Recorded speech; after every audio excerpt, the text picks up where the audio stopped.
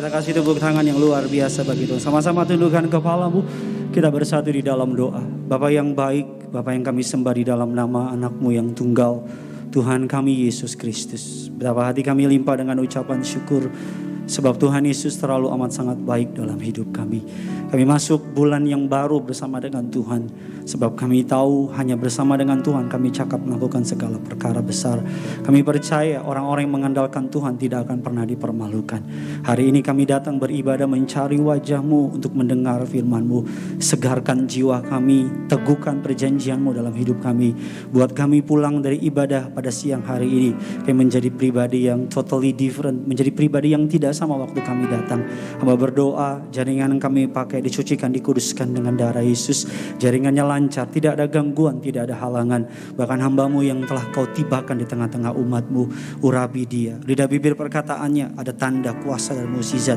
Setiap kata kalimat kami berdoa bukan hikmat manusia, tapi hikmat dari kerajaan surga. Taruh perkataan-Mu dalam perkataanku, taruh isi hati-Mu dalam hatiku, bahkan taruh kerinduan-Mu dalam kerinduanku. Agar sungguh Tuhan, yang terikat boleh dilepaskan, yang terluka mereka boleh mengalami kesembuhan. Bahkan mereka yang datang dengan sakit penyakit, apapun sakit penyakit mereka pulang bawa kesembuhan, bawa kelegaan, bawa jalan keluar. Allah Roh Kudus, Engkau disambut di tengah-tengah kami. Berbicaralah atas setiap kami. Kami siap untuk diberkati firman Tuhan. Di dalam nama Bapa, Putra dan Roh Kudus, dalam nama Tuhan Yesus, setiap kita yang siap diberkati firman Tuhan, sama-sama dengan bangga kita katakan amin. Kita kasih tepuk tangan yang luar biasa bagi Tuhan kita. Silakan duduk kembali saudara. Haleluya, puji Tuhan atas anugerah Tuhan Yesus yang berlimpah. Saya berterima kasih bisa kembali berdiri di mimbar Gereja Tiberias Indonesia tanpa kekurangan apapun, suatu hal yang baik karena Tuhan Yesus begitu baik. Terima kasih kepada Gembala Sidang Gereja Tiberias Indonesia yang saya hormati dan saya kasihi, Bapak Pendeta Dr. Yesaya Pariaji bersama dengan Ibu Pendeta Darniati Pariaji. Terima kasih untuk setiap jiwa yang menyaksikan ibadah pada siang hari ini. Sama-sama bilang sama saya, ibadah siang hari ini, sama-sama bilang sama saya, pasti mengubah hidup saya. Haleluya. Sebelum kita masuk dalam kebenaran firman Tuhan, mari sama-sama kita mau mengangkat Alkitab kita tinggi di atas kepala. Sama-sama angkat Alkitab saudara tinggi di atas kepala. Apapun Alkitab saudara, Alkitab elektronik, Alkitab gadget atau Alkitab tertulis seperti ini, mari sama-sama angkat tinggi di atas kepala. Mari sama-sama ikuti doa saya. Dalam nama Tuhan Yesus Kristus, aku percaya Alkitabku ini adalah firman Allah yang hidup. Aku adalah sama seperti yang difirmankannya. Aku adalah sama seperti yang dijanjikannya. Aku yang terima firman Tuhan, hidupku tidak akan sama lagi. Yang percaya kita katakan amin, haleluya. Sesuatu yang berbeda hari ini karena saya harus terpaksa pakai mic headset ini demi menyampaikan firman Tuhan. Karena hari ini kita akan memakai banyak props saudara, tapi intinya bukan itu, tetap bintang utamanya adalah Yesus. Kita akan belajar pada siang hari ini, bilang kiri kanan saudara, katakan saya siap untuk diberkati. Haleluya. Tema khotbah yang Tuhan taruh di hati saya adalah, bisa tolong ditampilkan di layar. Temanya adalah reserve saudara. Reserve atau sebuah, kalau saudara pergi ke mall, saudara akan melihat sebuah parkiran ditulis reserve saudara. Sudah di booking, sudah ditempatkan atau sudah dikunci untuk orang tertentu. Konsepnya adalah bicara mengenai meja perjamuan. Konsepnya adalah bicara mengenai sebuah undangan makan. Kita akan buka dasar kebenaran firman Tuhan.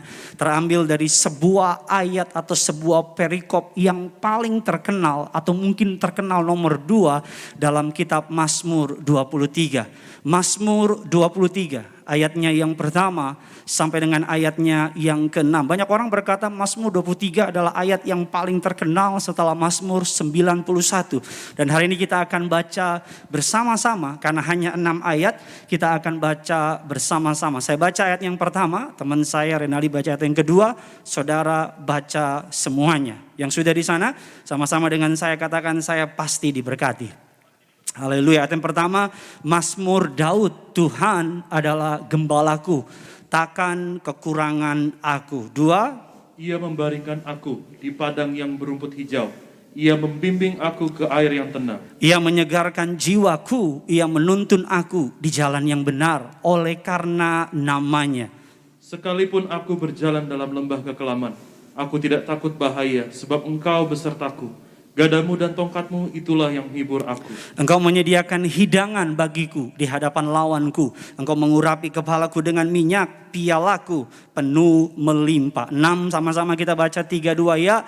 Kebajikan dan kemurahan belaka akan mengikuti aku seumur hidupku, dan aku akan diam di dalam rumah Tuhan sepanjang masa. Saudara, sebelum saudara berkata, saya udah sering banget dengar Mazmur 23 Pak Pendeta. Saya udah berpuluh-puluh kali, bahkan beribu-ribu kali dengar kata Mazmur 23. Rasa-rasanya udah gak ada lagi yang bisa saya pelajari dari Mazmur 23. Yang pertama, saudara mendengar firman, mendengar ayat, mendengar perikop berkali-kali bukan berarti kehilangan kuasanya. Ada banyak orang mendengar firman yang sama, mereka berkata, udah pernah dengar. Nggak mungkin ada sesuatu yang baru di situ. Tapi ada banyak orang dengar lagu yang sama, bisa muter berkali-kali, bisa joget berkali-kali, nonton film yang sama, bisa ketawa berkali-kali, bisa nangis berkali-kali. Tapi ketika mendengar firman Tuhan yang sama atau perikop yang sering dia baca, dia mulai berkata, sesuatu yang baru nggak ada dari situ. Padahal kalau nonton film bahkan kita bisa makan makanan yang sama berkali-kali tanpa pernah merasa bosan. Kalau saudara mendengar firman dan perikop ini saudara baca sudah puluhan kali, jangan langsung berkata nggak mungkin saya diberkati. Pasang telinga saudara, rendahkan hatimu, rendahkan dirimu, percaya. Firman Tuhan tetap memberkati dan tetap berkuasa. Yang percaya boleh kasih tepuk tangan dulu buat Tuhan kita. Dan yang pertama kita akan belajar mengenai Mazmur 23 ini. Semua saudara pasti tahu. Mazmur 23 ini adalah ditulis oleh seorang gembala. Namanya Daud. Bukan Daud yang ikut saya saudara. Itu Daud Surawijaya saudara. Tapi Daud gembala. Dia adalah seorang gembala. Dia adalah gembala yang terbiasa mengurusi dombanya. Daud adalah gembala yang terbiasa mengurusi dombanya, gembala yang memberikan hidupnya untuk melindungi dombanya. Dan dikatakan saudara, Daud menetapkan dirinya, dia meletakkan dirinya sebagai domba di hadapan Allah. Dia menetapkan dirinya sebagai domba di hadapan Allah. Dia tahu betul sebagai gembala, gembala akan melakukan anything he can. Gembala akan melakukan whatever the price will be. Untuk apa? Menjaga kelangsungan hidup dari dombanya. Gembala akan melakukan segala cara, semua ancaman, semua tantangan akan gembala hadapi untuk menjaga dombanya. Ini menjadi tugas dari gembala. Makanya gak pernah mudah jadi gembala. Apalagi menjadi gembala sidang sebuah gereja. Makanya Pak Pariaji bilang berkali-kali seorang gembala harus martir. Seorang gembala harus korban. Karena Yesus sebagai gembala satu-satunya raja dalam kisah kerajaan. Biasanya dalam kisah kerajaan, raja mengorbankan anak buahnya untuk menyelamatkan dirinya. Dalam sebuah kisah kerajaan. Dalam seluruh kisah kerajaan biasanya pemimpin mengorbankan anak buahnya. Tetapi dalam kerajaan surga, rajanya mengorbankan dirinya untuk menyelamatkan anak buahnya, untuk menyelamatkan rakyatnya. Itu prinsip kerajaan surga. Jadi ketika Daud menggambarkan dirinya, the Lord is my shepherd, I shall not want. Tuhan adalah gembalaku. Ini sebenarnya adalah sebuah teriakan minta tolong kepada Allah. Daud menyadari bahwa domba butuh perkenanan dari gembala. Daud menyadari bahwa domba butuh tuntunan dari gembala. Daud menyadari bahwa ketika dia berkata Tuhan adalah gembalaku, takkan kekurangan aku. Daud sedang mengatakan kepada Allah, jadikanlah aku dombamu. Tuntunlah langkahku, belalah hidupku. Jadi Mazmur 23 adalah teriakan minta tolong Daud kepada gembalanya. Jadi kalau saudara membaca Mazmur 23, engkau sedang berkata kepada Allah, aku gak mampu. Aku gak bisa berjalan tanpa Tuhan. Makanya Daud berkata, Tuhan adalah gembalaku, takkan kekurangan aku. Mazmur 23 juga adalah sebuah invitation. Sama-sama bilang sama saya, sebuah undangan. Sebuah undangan apa? Allah membuka dirinya. Allah mengundang saudara untuk berkata demikian sama saudara yang menonton hari ini. Jadikan aku gembalamu. Jadikan aku yang menuntun hidupmu. Izinkan aku melead your path. Hari ini siapa yang saudara izinkan memimpin hidup saudara? Apakah opini orang lain? Apakah orang lain? Atau bahkan dirimu sendiri yang memimpin hidupmu? Tapi saya sebagai hamba Tuhan, saudara dan saya seperti Daud. Tuhan adalah gembalaku, takkan kekurangan aku. Yang pertama ini adalah sebuah permintaan minta tolong dari Daud kepada Allah. Daud meminta tolong untuk Allah sendiri yang memimpin langkahnya. Siang hari ini bilang sama Tuhan, Engkau sendiri yang memimpin langkahku. Yang kedua adalah sebuah undangan dari surga. Allah mengundang saudara untuk mengizinkan, di Alkitab katakan, kalau saudara suka lihat masuk ke rumah-rumah orang Kristen, ada foto Yesus sedang ngetok pintu. Alkitab katakan apa? Lihat aku mengetuk di depan pintu. Barang siapa mendengar dan membuka pintu, aku akan masuk. Tuhan yang lembut. Roh Kudus roh yang lembut. Dia gak akan maksa masuk ke dalam hidup saudara. Dia akan mengetuk pintu saudara. Dia akan bilang, bolehkah aku masuk? Jadi ketika engkau membaca Mazmur 23, engkau sedang mengundang Tuhan. Engkau sedang mengakui, mendeklarasikan bahwa Tuhan adalah gembala. Daud menempatkan dirinya sebagai domba. Saya baca, lihat, menonton sebuah video. Domba kalau lagi haus, sudah pasti sering dengar ini. Domba kalau lagi haus, dia lihat ada aliran air. Domba akan masuk ke dalam aliran air. Dia akan taruh kepalanya, dia minum sebanyak-banyaknya. Dan saudara mau tahu apa yang terjadi? Domba yang lain ikut-ikutan. Ikut-ikutan dengan domba yang satu ini. Kelihatannya good decision, karena hal yang baik. Tapi saudara mau tahu apa yang terjadi? Ketika dia habis minum, tanpa dia sadari, karena badannya penuh dengan bulu, air itu mulai memenuhi kepalanya, membasahi badannya, dan dia menjadi berat. Karena apa? Karena air banyak dalam tubuhnya. Dan domba-domba yang lain juga demikian, stuck. Kau dengar cerita ini mirip sama kita ya? Kita lihat orang buat ini, kita ikut-ikutan. Kita lihat orang lakukan ini, kita ikut-ikutan. Sehingga kita kayak domba yang kita pikir minum air hal yang tepat. Padahal itu sedang menjebak kita. Dan berikutnya ayat yang kedua, kita cepat saja. Ayat yang kedua mengatakan demikian. Ia membaringkan aku. Bukan Tuhan, bukan saudara yang membaringkan diri. Tapi Tuhan yang membaringkan. Kalau saudara baca ayat ini, ia membaringkan aku di padang yang berumput hijau. Artinya bahwa Tuhan menyadari betul, sudah bisa lihat ke saya, Tuhan bisa menyadari betul bahwa saudara manusia butuh rest. Alkitab katakan bukan aku membaringkan diri, tapi ia yang membaringkan diri.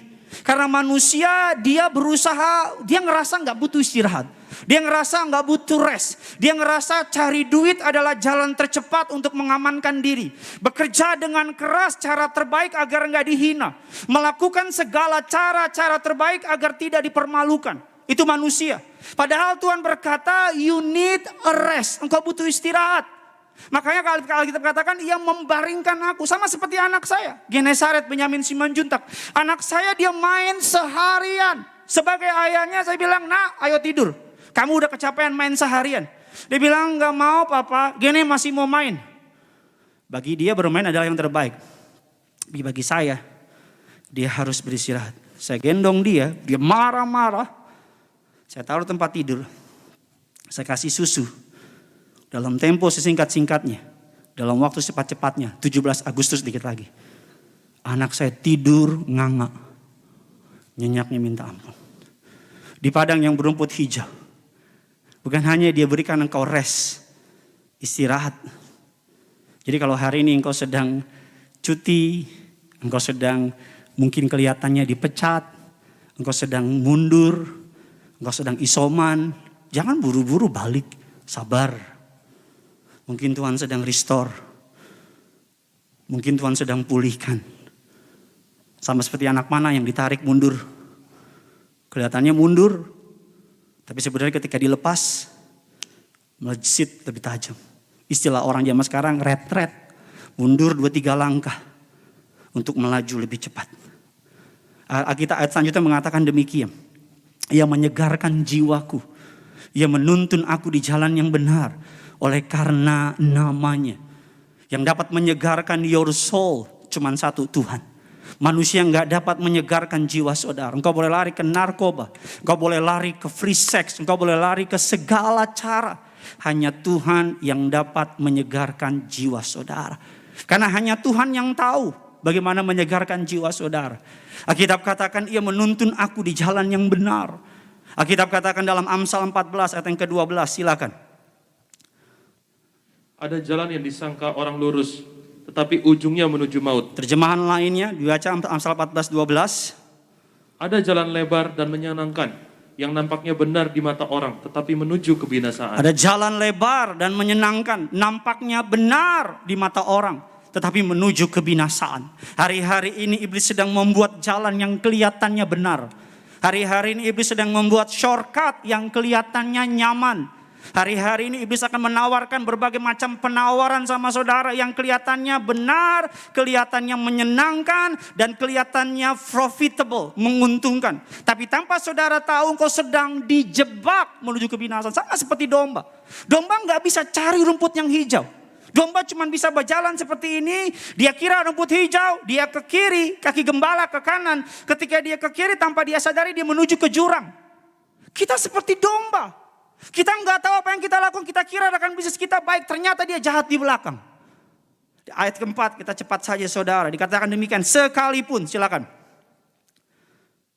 Sekalipun aku berjalan dalam lembah kekelaman, aku tidak takut bahaya, sebab engkau besertaku. Mazmur 23 adalah sebuah invitation, sebuah undangan untuk saudara.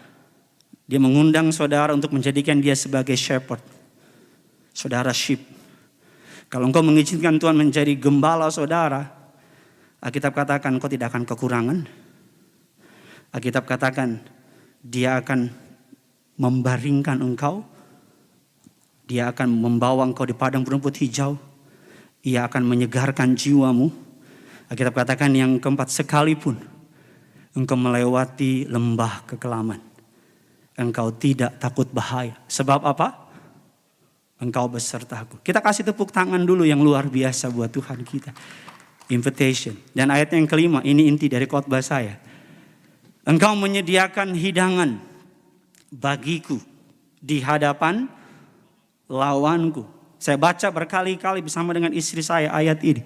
Engkau menyediakan hidangan bagiku di hadapan lawanku. Rasanya kalau baca ayat ini something wrong. Ada yang salah. Bukan berarti penulis dari ayat ini salah. Tetapi mengapa Tuhan menyediakan hidangan in the presence of my enemy? Mengapa Tuhan tidak menyediakan hidangan in the presence of God? Kenapa dia harus menyediakan hidangan in the presence of enemy? Mengapa ayat ini gak mengatakan kau menyediakan hidangan di hadapanmu, bukan di hadapan lawanku? Ketika saya membaca ayat ini, saya baca berbagai macam terjemahan. Ada alasan mengapa Tuhan mengatakan engkau menyediakan hidangan bagiku di hadapan lawanku. Dikatakan bahwa karena semua yang Tuhan lakukan untuk kebaikan kita, katakan amin. Semua yang Tuhan lakukan untuk menguntungkan kita. Dan semua yang Tuhan lakukan untuk menolong kita. Ada alasan mengapa Tuhan menyediakan hidangan di hadapan lawan saudara. Agar ketika saudara memakan hidangan tersebut, saudara mengetahui bahwa untuk kebaikanmu, menguntungkanmu, untuk menolong saudara. Tapi semua kemuliaan hanya untuk Tuhan. Katakan amin. Ketika saudara membaca ayat ini, saya sudah menyiapkan sebuah meja. Allah menyediakan, makanya saya harus pakai ini. Allah menyediakan meja perjamuan. Saudara bayangkan Allah Khalik langit dan bumi, Alfa Omega dalam wujud Yesus. Dia mengundang saudara masuk ke dalam sebuah meja perjamuan. Dia mengundang saudara untuk dinner berduaan. Semua makanan tersedia. Dia mengundang saudara untuk duduk dalam meja perjamuan. This is your seat, ini bangku saudara. Makanya Mazmur 23 adalah undangan, invitation. Kehidupan kekristenan pusatnya ini. Ini kehidupan kekristenan, meja perjamuan. Allah yang maha kuasa itu, bisa balik ke saya saja. Allah yang maha kuasa itu duduk di meja perjamuan. Semua kebutuhanmu, rumah, mobil, kesehatan, jabatan, promosi, you name it. Semua ada di meja perjamuan. Melalui tubuh dan darah Yesus, semua tersedia di sini. What things, apa yang harus saudara lakukan? Cuma satu, dua lebih tepatnya. Saudara berkata yes sama undangannya. Dan saudara duduk kepada meja perjamuan. Nikmatin. Tuhan mau saudara melakukan ini. Dia mengundang saudara masuk dalam meja perjamuan. Menikmati tubuhnya, menikmati darahnya. Ketika engkau duduk di meja perjamuan, engkau menikmati semua yang terbaik. Ketika engkau duduk di meja perjamuan, Tuhan akan bilang, apa kabar kamu? Capek ya kerja? Haus ya? Ya, aku kasih minum. Aku tahu keadaan lagi berat. Kamu lapar? Ayo, ada nasi kuning, Manado punya. Ayo, minum. Aku akan ikut minum sama kamu. Walaupun aku adalah air kehidupan. Apa kabar? Gimana kantor? Lagi takut ya? Jangan takut. Aku gembalamu. Aku akan menuntun engkau. Aku akan menyegarkan jiwamu. Tapi ada banyak orang ketika dia diundang oleh meja perjamuan. Allah mengundang dia meja perjamuan. Dia bilang, wow, Tuhan mengundang aku. Dia malah sibuk ambil HP-nya. Dia bilang, Tuhan sorry, saya lagi sibuk banget. Saya banyak pekerjaan. Tapi sebentar ya, saya instastory sama Tuhan. Lunch with Yesus. Terus dia bangkit, foto dulu ya. Oh enak nih, mantap. Cekrek. Yesus lagi ngomong sebentar Yesus. Update status dulu. Gading Nias, lunch sama Yesus. Makanannya enak, bla bla bla. Selesai. Yesus baru mau ngomong, sebentar, aku lagi ada kerjaan. Aku lagi ada deadline, aku ada latihan gereja, aku ada pimpin kor. Yesus, you are awesome, engkau keren, aku balik lagi nanti ya. Dia pergi, terus dia bilang, gila gue tadi ketemu Yesus, keren banget Yesus. Padahal cuma pencitraan. Padahal yang Yesus mau lakukan adalah, kau duduk di meja perjamuanmu. Dengar dia ngomong. Dengar isi hatinya. Dengar kerinduannya. Di meja yang lain dia akan bilang gini. Marilah kepadaku yang letih lesu dan berbeban berat.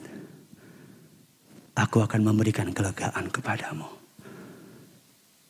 Serahkanlah segala kekhawatiranmu kepadaku. Aku akan memelihara engkau. Dia akan berkata, sampai putih rambutmu, aku akan memelihara engkau. Dia akan berkata, engkau khawatir sama anakmu. Dia akan berkata, keturunan orang benar tidak akan meminta-minta roti. Ketika engkau sedang sakit, engkau datang ke meja perjamuannya. Dia akan berkata, oleh bilur-bilurku, kamu sudah sembuh. Ketika engkau sedang difitnah oleh orang lain, ketika orang sedang jahatin saudara, engkau datang ke meja perjamuannya, ambil tubuhnya, ambil darahnya, diurapi dengan minyak urapan. Dia akan berkata, aku akan bela engkau karena engkau anakku. Inti dari khotbah sederhana. Mazmur 23 adalah undangan untuk saudara. Sit at your table. Saudara bayangin kalau Presiden Joko Widodo undang saudara ke Istana Bogor. Saya mau tanya, engkau lagi meeting di kantor. Apa yang kau lakuin? Pasti semua yang waras bilang bodoh amat. Izin gak sama bos? Izin gak izin, cabut ke Bogor. Kapan lagi diundang sama Presiden Joko Widodo? Hari ini presiden di atas presiden. Yesus Kristus Tuhan mengundang engkau untuk masuk dalam meja perjamuannya. Dia duduk di bangkunya menanti engkau. Kalau saya jadi saudara, saya akan duduk di bangku ini. Saya akan, nggak ada piring di sini, nggak ada sendok di sini. Saya akan duduk di sini. Saya akan makan nasi kuning ini, saya minum. Saya akan makan anggurnya. Ini ngomong-ngomong udah bersih semua. Dia akan bilang, Yesus, baik banget sih kamu. Enak nih anggurnya. Saya akan bilang, saya bawa pulang ya jeruknya. Ngomong-ngomong ini jeruk asli. Saya akan makan pisangnya. Saya bilang, Yesus, enak banget jadi orang Kristen. Enak banget punya Yesus. Makanan, minuman tersedia. Tuhan, aku dijahatin sama si dia. Tapi enak banget nih. Minum aku.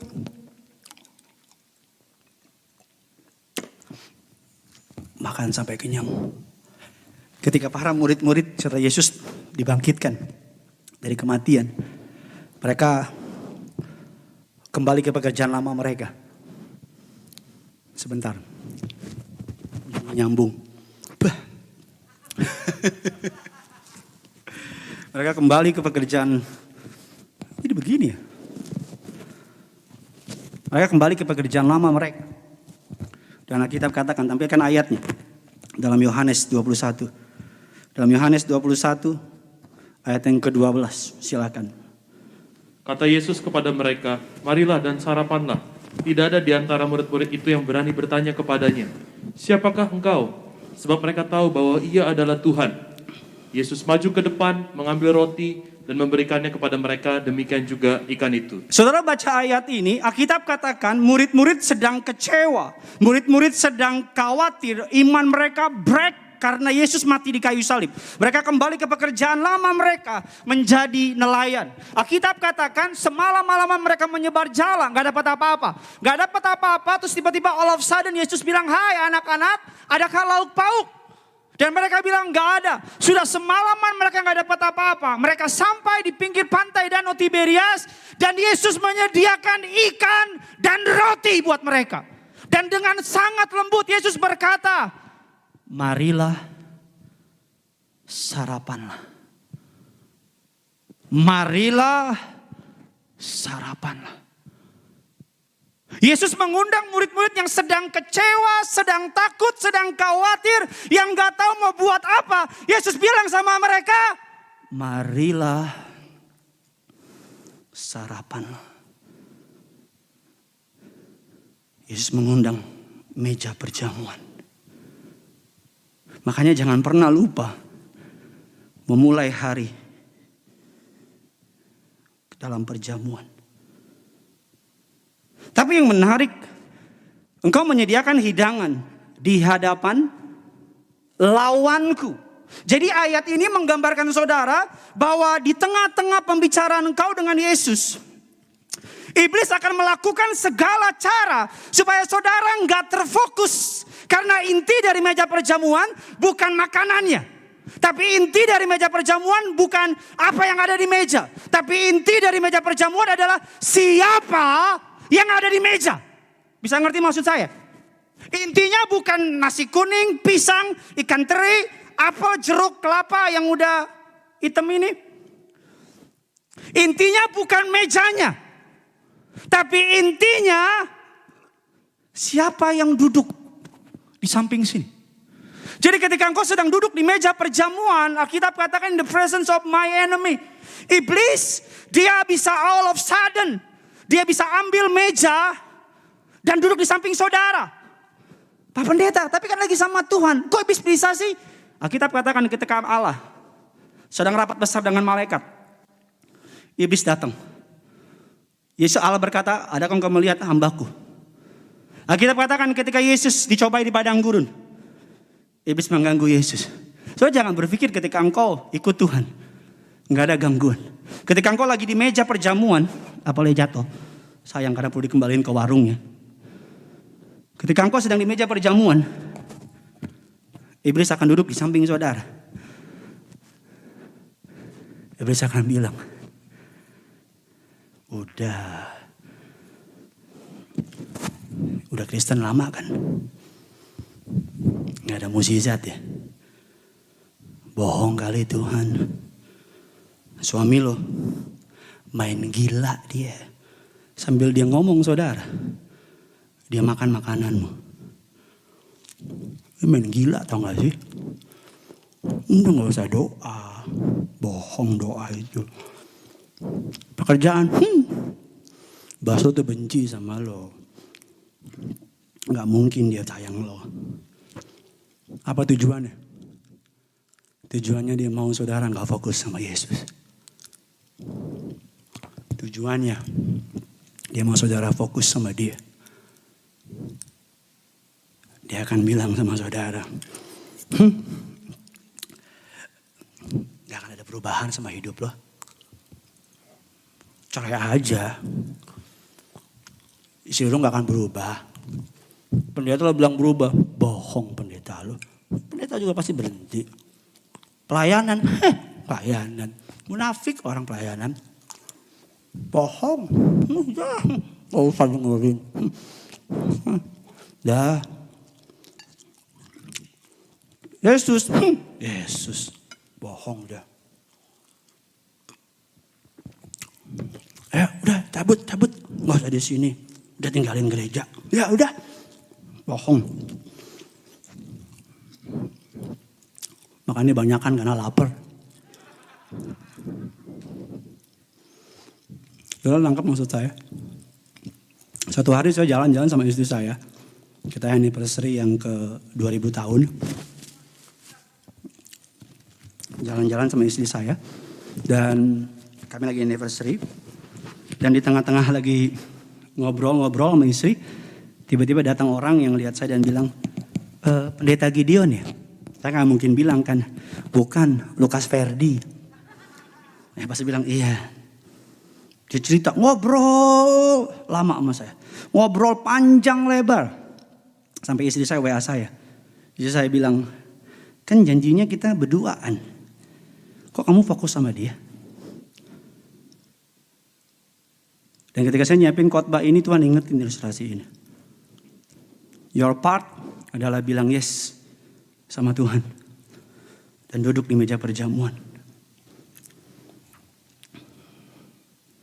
Jangan biarkan apapun semua mengarahkan pandanganmu dari Tuhan. Duduk makan. Nikmati hubunganmu sama Tuhan. Cerita sama Tuhan.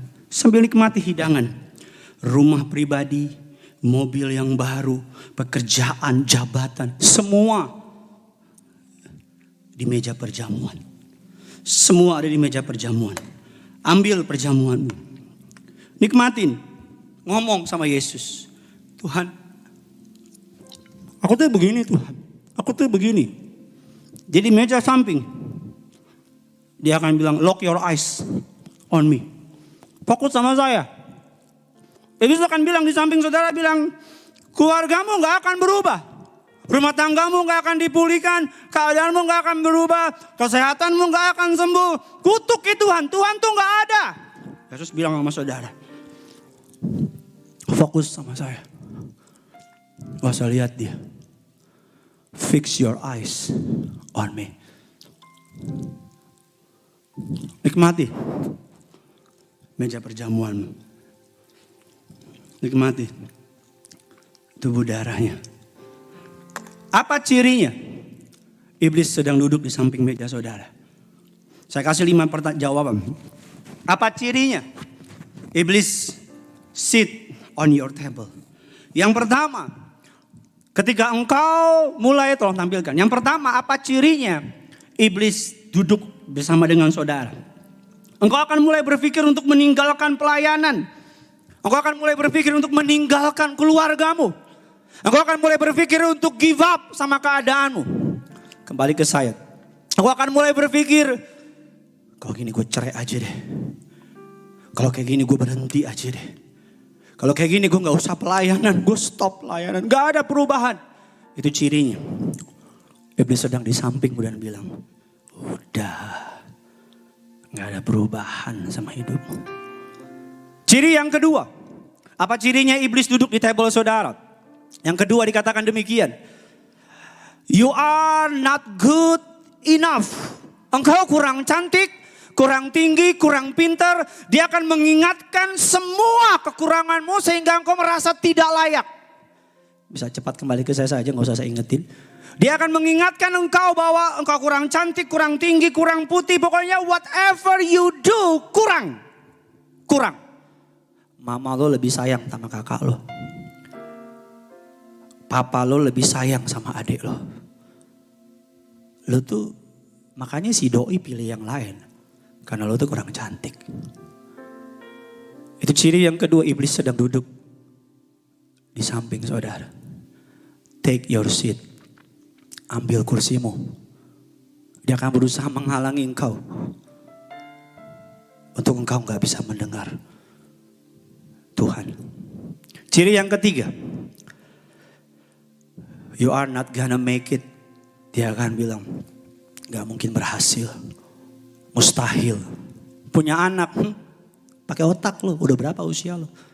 Cari cowok bener. Gak ada yang bener, cuman Yesus yang bener. You're not gonna make it. Kau gak akan berhasil. Ciri yang keempat. There is no way out.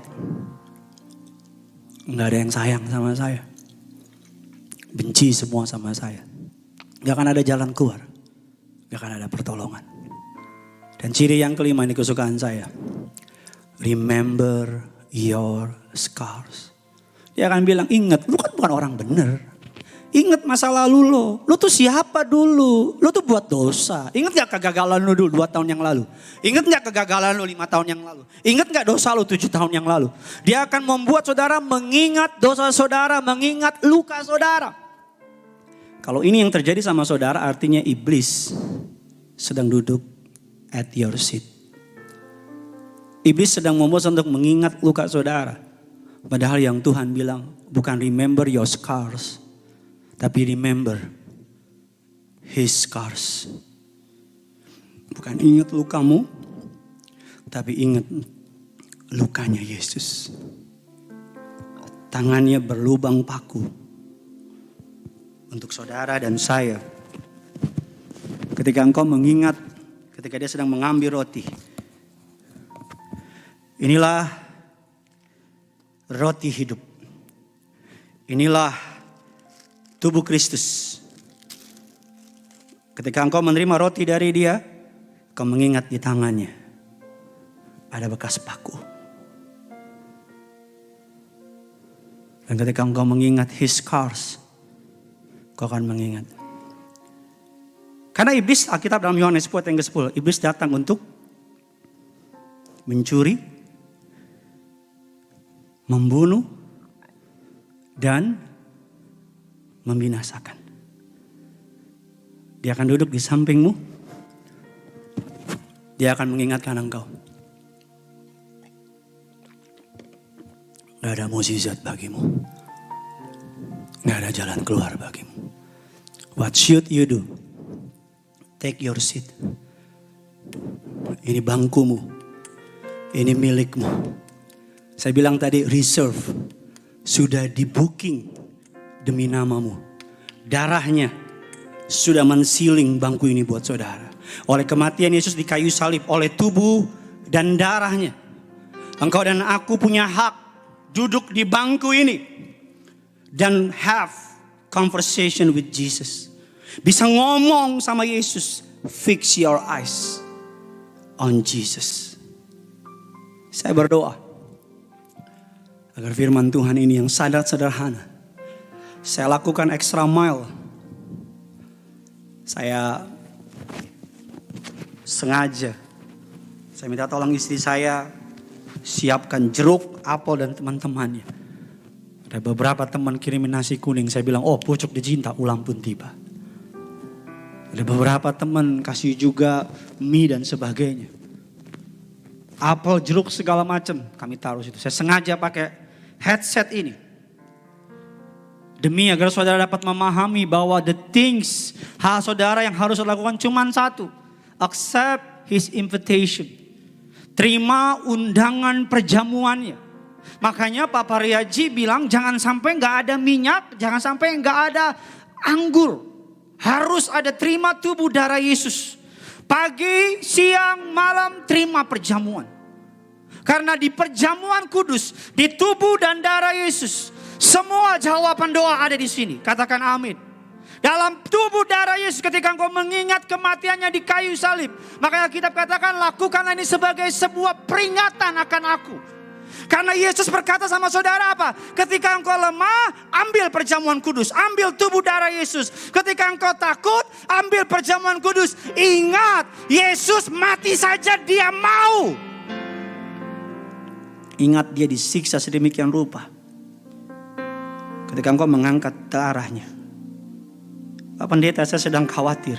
Ambil perjamuan. Terima darah Yesus. Pak Pendeta, gak ada anggur di rumah. Ambil sirup. Rotinya apa? Roti potong dikit. Yang penting iman sama Yesus. Ini alasan mengapa Tiberias dipakai Tuhan luar biasa.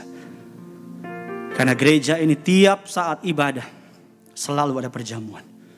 Pernikahan, Papa Reaji ajak, jangan pemberkatan sebelum perjamuan. Perjamuan kudus dulu. Kenapa perjamuan kudus? Setelah perjamuan kudus dulu baru pemberkatan pernikahan.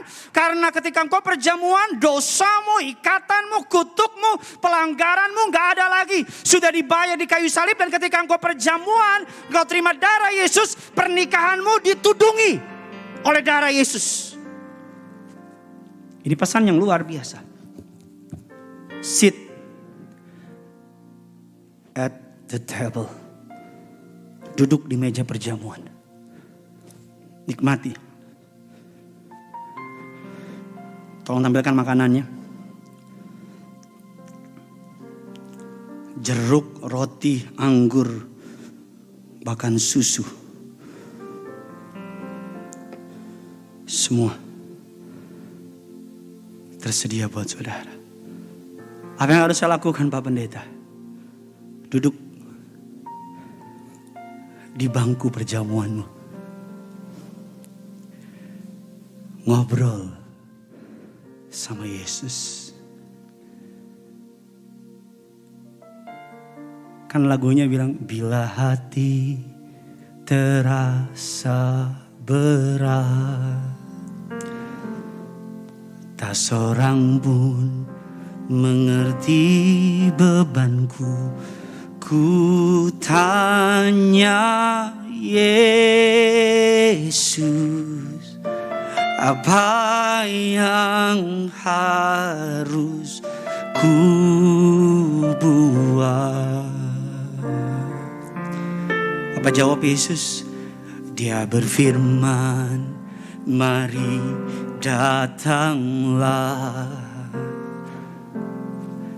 Dia selalu pedulikan aku. Ku datang Yesus, Dia pikul segala bebanku. Sujud di altarnya,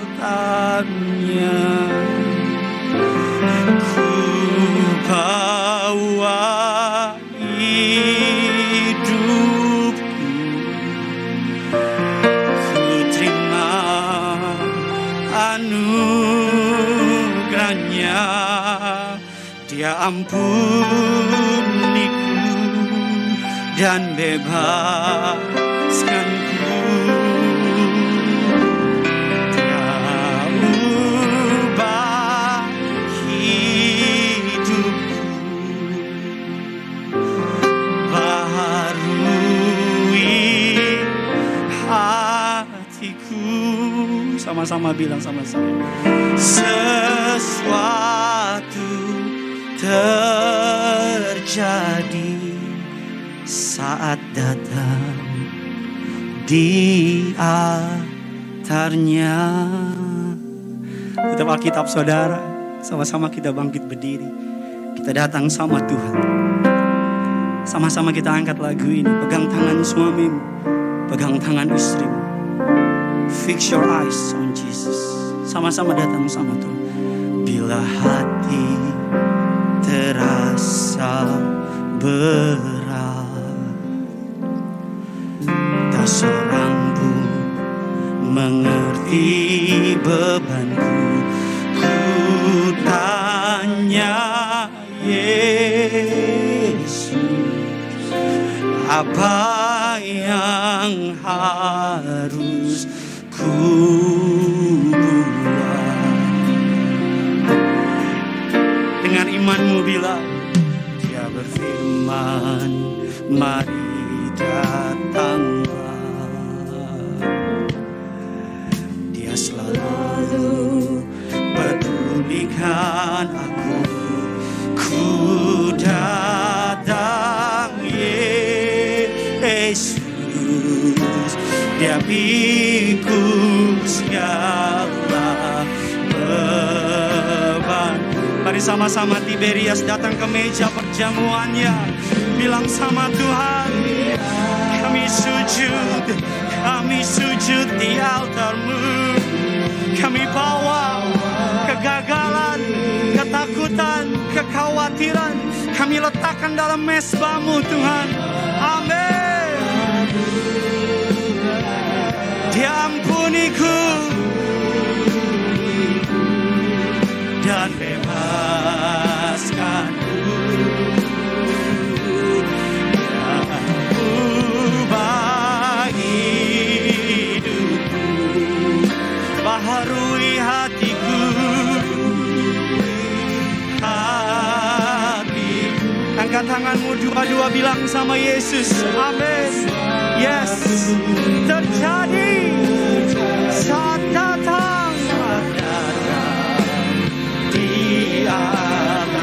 Lebih lagi, kita kasih sorak-sorai, kita berikan tepuk tangan kemenangan.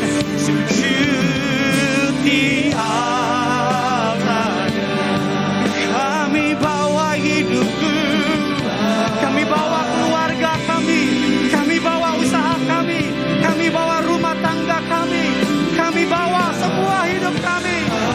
Kami terima melalui darahnya, melalui tubuhnya, kami terima anugerah-Mu. Bebaskanku, Dia ubah hidupku,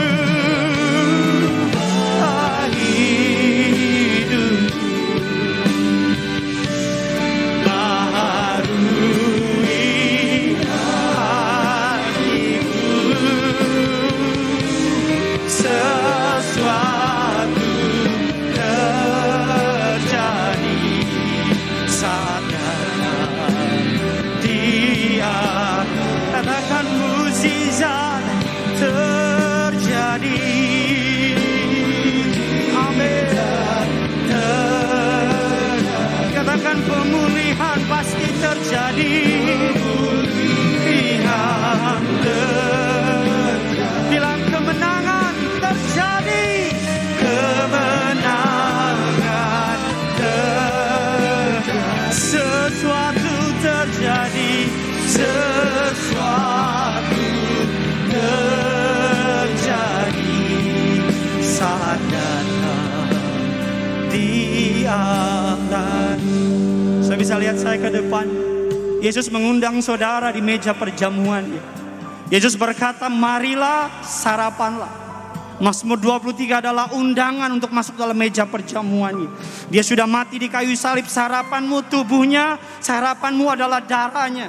Dia sudah menyelesaikan bagimu sekali di atas kayu salib. Tidak ada kuasa yang melebihi dari kuasa Yesus. Tidak ada kuasa yang dapat menggagalkan kasih Yesus. Hari ini bagianmu adalah apa? Terima undangan dari Yesus. Duduk di meja perjamuanmu. Ini tempatmu. Darahnya sudah membayar bagi saudara. Engkau gak perlu lakukan apapun. Engkau cukup duduk, terima undangan makan dari Yesus, dan berbicara sama penciptamu. Apapun yang iblis bilang, dusta, dosamu, pelanggaranmu, kelemahanmu, semua yang dibisikin sama saudara, fix your eyes on Jesus. Masa bodoh sama omongan orang. Bagianmu, bagianku, dengarkan Yesus.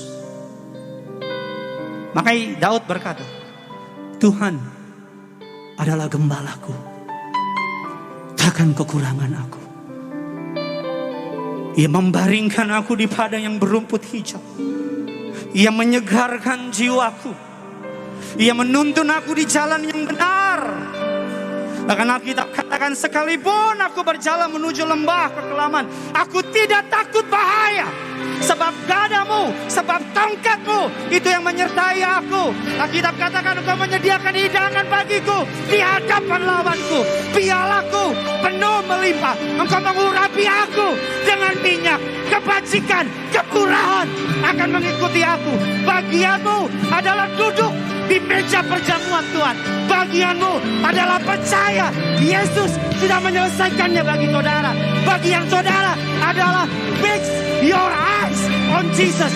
Bagian saudara masa bodoh omongan orang. Fokus sama Yesus. Fokus sama Yesus. Angkat tanganmu sembah Dia. Angkat hatimu sembah Dia. Bilang aku fokus sama Yesus. Haleluya. Ada kelepasan hari ini. Ada pembebasan hari ini. Haleluya. Ya, yes. Ya, sembah Dia. Sembah Dia. Ayo. Sembah Dia. Masuk ke dalam meja perjamuanmu. Masuk ke dalam meja perjamuanmu. Nikmati. Ambil darahnya. Ambil tubuhnya. Bersatu dengan Yesus. Enjoy. Nikmati kelimpahan. Nikmati anugerah. Berkat, mukjizat, jawaban doa. Seperti gelombang laut yang tak putus-putusnya mengalir buat saudara. Terima. Dalam nama Yesus, terima berkatnya. Haleluya.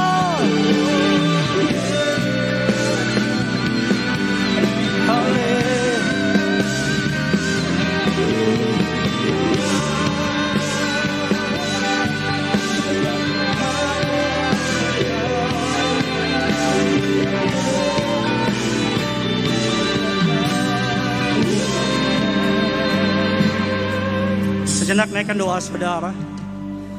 Saya percaya khotbah ini akan mengubahkan hidupmu. Saya percaya khotbah ini akan mengingatkan engkau. Bagianmu, bagianku, terima undangan perjamuannya. Duduk di meja perjamuannya. Marilah kepadaku yang letih lesu dan berbeban berat. Aku akan memberikan kelegaan kepadamu. Serahkanlah kekhawatiranmu kepadaku, kata Yesus. Aku akan memelihara engkau. Tidak satu tais rambutmu pun jatuh dari rambutku kalau tidak seizin aku. Alkitab mengatakan orang yang mengandalkan Tuhan tidak akan pernah dipermalukan. Orang benar akan hidup karena percayanya. Orang benar akan bertahan karena imannya. That's why Tiberius, gembala saudara dan saya pendeta Pariaji, Tuhan perintahkan kembali kuasa perjamuan kudus dan minyak urapan. Karena Tuhan tahu di akhir zaman ini hanya dengan kuasa perjamuan kudus, dengan mengingat, mengimani, bersatu dengan kematiannya di kayu salib, mengimani kebangkitannya dari kematian, engkau dan aku dapat kuat bertahan, bukan hanya bertahan tapi keluar sebagai pemenang.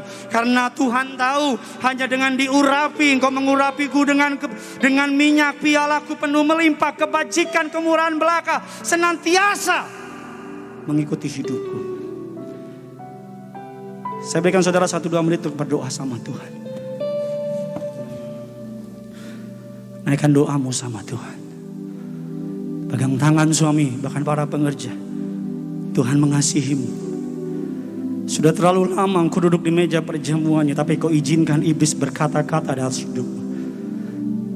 Sudah terlalu lama engkau di meja perjamuannya, tapi kau izinkan iblis mencuri, membunuh dan membinasakan. Bahkan dia mengambil berkat yang Tuhan sediakan buat saudara.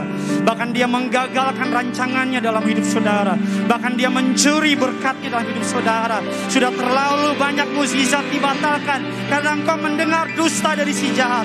Sudah terlalu sering engkau dilemahkan karena engkau mendengar intimidasi dari si jahat. Sudah terlalu lama si jahat itu menipu engkau dengan dusta perkataannya. Hari ini jadilah kuat, jadilah beriman, jadilah percaya. Fix your eyes on Jesus. Fokuskan pandanganmu kepada Yesus. Haleluya Tuhan.